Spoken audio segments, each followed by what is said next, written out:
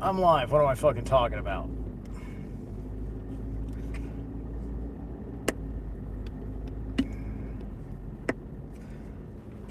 All right, my friends. We are living. We're living in a universal, psychological kind of breakdown that's been going on since 2016.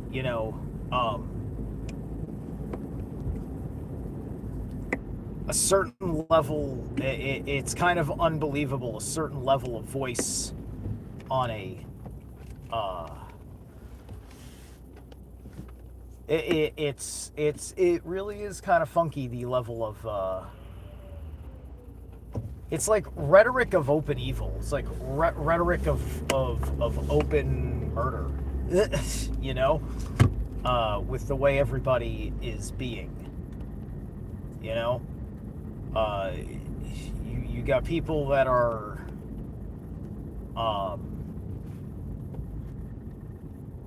I can't fucking see a difference between them and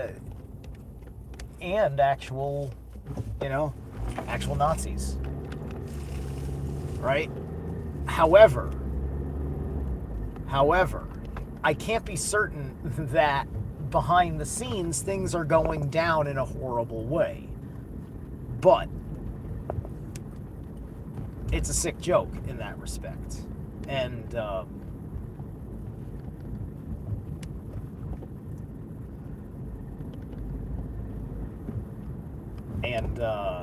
we never, we sat there and we said to ourselves,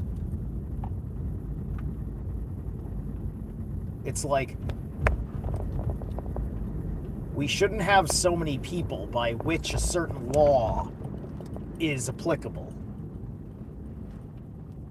right? So many things just, and it's not about the fucking government. It's about looking at everybody around you and asking yourself, as my neighbor, do you fucking understand the greater society as a whole in question?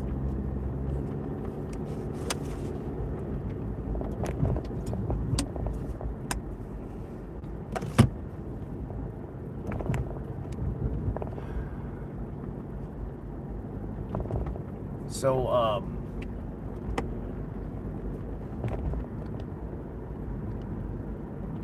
it's unfortunate that there aren't enough powerful characters of controversy that may or may not do some good for their people in the world without doing harm to good people that are involved with that situation. Almost everything now is that anybody gives a fuck about is immigration based. I mean, like, they can throw everything at the book, right? Hey, what's up, Howard?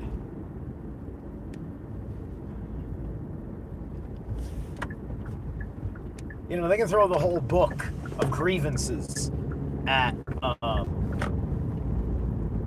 the Prez, right? At the Repubs, at, somehow somebody, the way I try to convey my opinion, it can get dumped on me as as lending credence to a thing.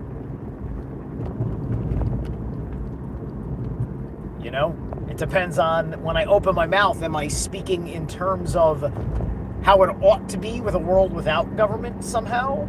Or in the complicated way that you sort of don't feel your life trying to get whatevered,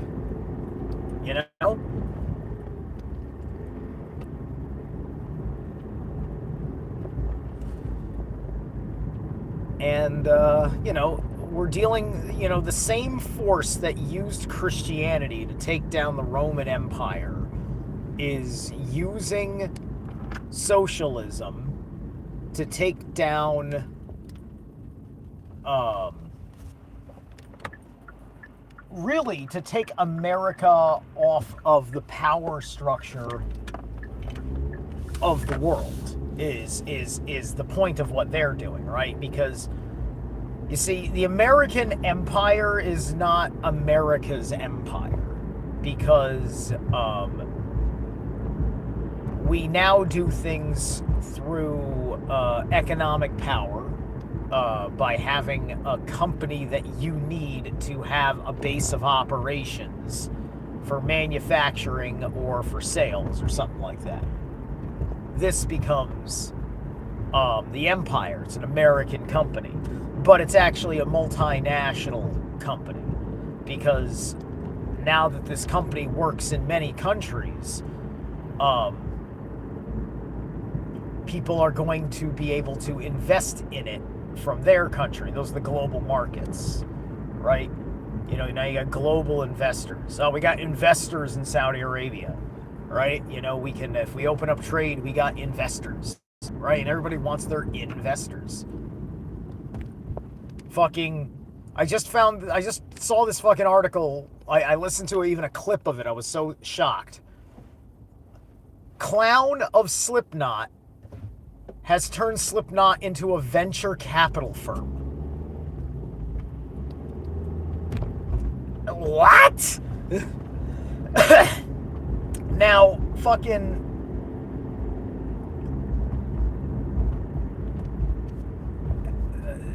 Is this because, like, what is he doing, right?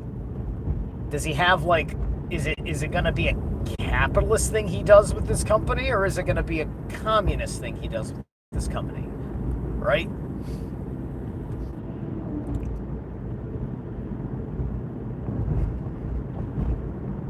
Because it's about to change the way that you see Slipknot in the market. It probably is going to change the way you see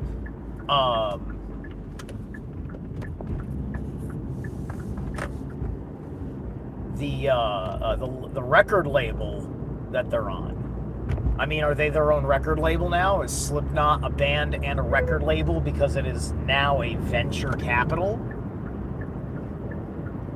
But at the same time, also, maybe it's a culture builder that will shock people. Maybe he's got a fucking psychotically genius idea to make a metal market so that way metal doesn't have to rely on the at-large economy, and will have something in place which can also turn it into an institution. How do you feel about institutional Slipknotism? But anyway, and maybe this is also maybe this is a sign.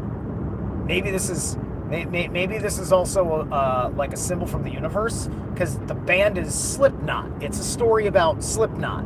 People are talking about Slipknots in the market now because of this band doing this thing. Well, a Slipknot is the knot you tie for a rope for a lynch. And I was just talking about a guy whose occulted name is Lynch. Shay. Ah, look at that. The universe is talking. All right. And everybody is talking about people getting sentenced to death for their deeds. Right? We've got death sentence suggestions flying left and right.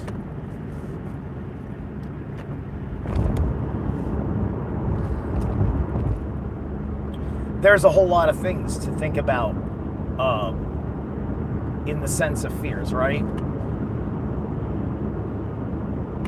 And I'm trying not to gauge these things by political theater. I'm not trying to gauge these things because people are pretending they're scared or they're angry or they're happy about something or whatever. It takes a long time. Like, you aren't using their theater to lead what you think is true. You are interpreting their theater by what you have found out is true for yourself. That's the difference. And when you get to the point of commenting on their theater, right, it is heckling them, which you have a right to do because they're doing this in the public space because they are leaving themselves open to public scrutiny, because they are soliciting their fucking ideas, soliciting threats. Right, the rhetoric of being directly threatened by your own nation is something that only popped up in 2017 out of the resent for the consciousness shift in the country. Forget the vote and all that shit. This is about the consciousness shift in the fucking country, plain and simple. Right? They hate the fact that they can't treat enough of us like children anymore. And you're seeing them only playing with who's left, participating in their Dasein, their paradigm, their world, their universe, their theater. That's why they had to put the fences up in Washington in 2020. They were just like, the show is closed. That's it. The game, like, no more pretending that this government belongs to you. No more pretending like you have access to your democracy, to your representative democracy within this republic. No more pretending Washington, D.C. is actually a part of these United States of America. That's what that security protocol was all fucking about.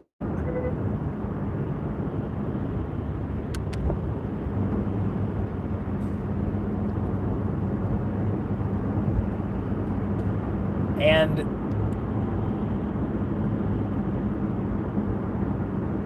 I can't tell exactly who's sleepwalking entirely anymore.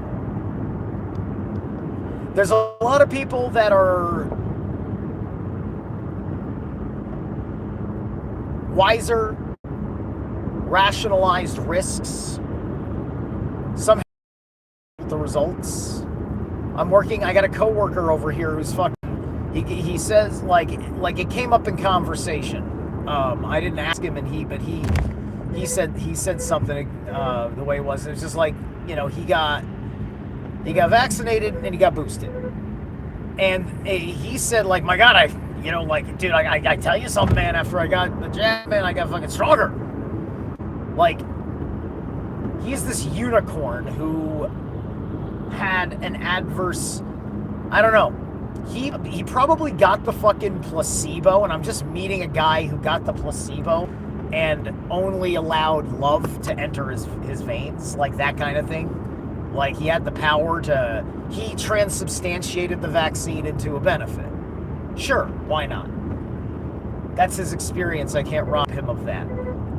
And I told him when I heard that, because I wasn't going to be insulting to the man or anything like that. I said, like, listen, I'm glad you were one of the many that is alive today. He's got through that. Not only didn't get hurt, hey, I don't know why you seem to be doing better. You're a unicorn. I called him a fucking unicorn. The exception to the rule is when you meet an exception to the rule, they're a unicorn. That's the slang term for it, right?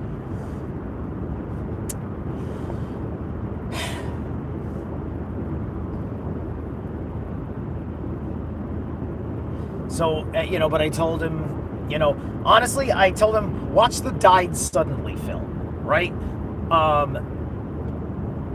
We probably don't mention that film that much. Not even I mention that film that much anymore, right? But then again, like, we're so on the other side of the pandemic now, and just living in the consequences and the arising of new grievances that you can afford to do this.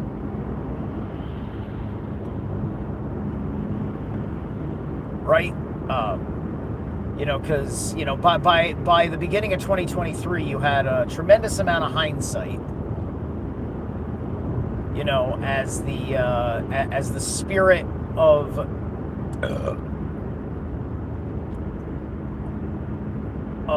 dark care in that system faded.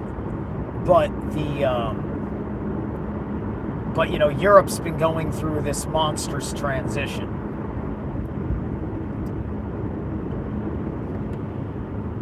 And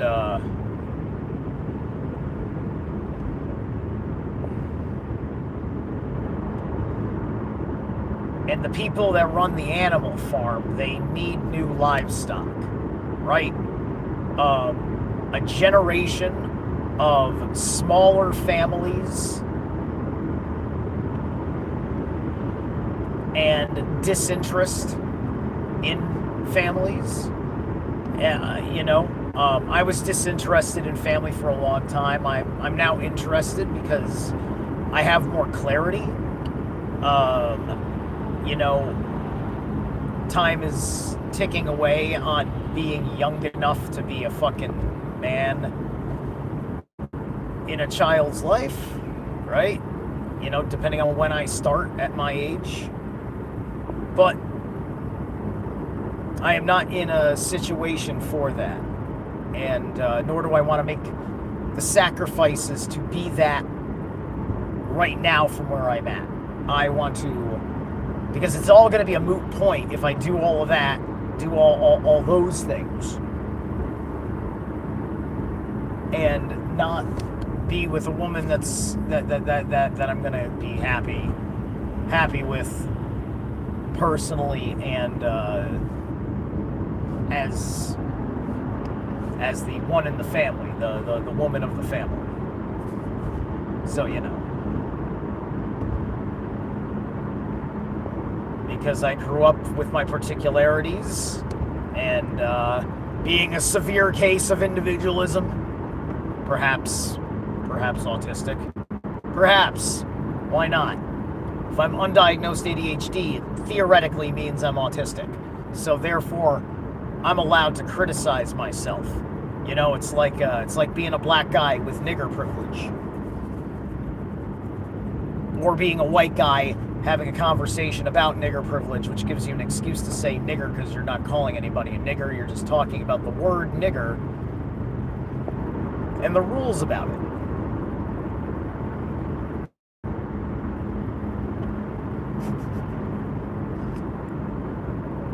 But I always look for a good relationship where I can get away with dropping N-bombs with black friends. It's just like, all right, can I outrageously, like, like white man ironically drop an N-bomb with black friends, right? You know, because they're fine with it. You just have to fucking have to set up who you are first, because they're just really fucking tight about that, because you know, there's a lot of the white camaraderie conspiracy in people's mind, you know, where, like, when push comes to shove, white guys ain't gonna harass white guys unfairly, right? And just, they're all very sensitive to the subconscious subtext, you know, which you kind of have to be if you're getting fucked. But, you know, some people don't realize they're getting fucked just because everybody's getting fucked, and it just comes off that way, versus getting fucked particularly because they're trying to keep your race down. Or, you know, or it's not about your race, but just like there's things expected of white people, there's things expected of black people on the same level. And yeah, this is how white people tell white people how to be. But we don't think of it as white people. We just think of it as professional, right? You know, and what are you going to do? You can't even fucking tell half these guys to wear their pants around their waist. They like exposing their they don't fucking expose their ass crack, but They are fucking perfectly happy letting you see their fucking whole tighty whities hanging out. They're usually not white, they're usually like a color, like blue or something. But, you know, they got their fucking underwear, the ass in their underwear hanging out. You know, and it's like, it's not so absurd where they can't fucking walk and shit, but like, dude, if something happens on a, you know, like, you're not gonna fucking be able to, you're not gonna be able to do shit right. Oh, thank you. Nice. Ugh.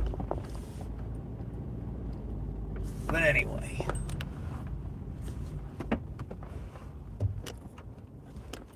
I am ultra excited. Tonight I'm going to the city. I am seeing fucking Vitriol. You've seen me wear the shirt for Vitriol a couple of times. I've played a few of their fucking songs on live streams. They've been a favorite of mine for like almost 2 years now.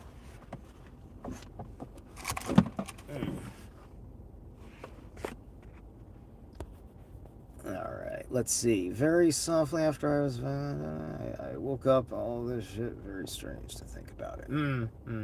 Right. Myself as a unicorn as well after taking it twice. Right, Yeah. Well, you know, there was definitely an element of variable. There's definitely an element of variable, right? You know, the whole scene, really, like, we're living almost entirely in Stephen King's The Stand, except it's happening over a way longer period of time. But we're in Stephen King's The Stand because it started with the fucking plague, wiped out a significant portion, right? I'd say that there are perhaps 4 times as many people as there were after the plague in part 1 of Stephen King's The Stand. Like, just take the number of humans left on Earth at the end of the plague, multiply it by 4, and I think that is how many people were left on the Earth in 2022.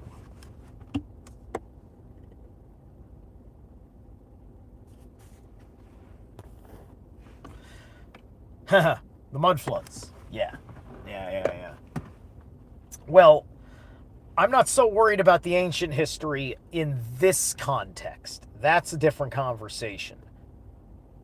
Right? I'm talking more about the here and now, cause and effective. All right. Oh, they're okay. I don't think I'm in the way. No, I'm not in the way of anything. All right.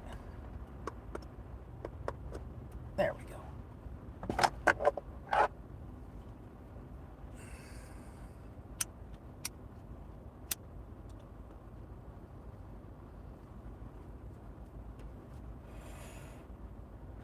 So yeah, I am going to hopefully meet the band, and I'm going to ask Kyle if he wants to come on the show and talk about some of the stuff that I've heard him talk about in a couple other podcast interviews,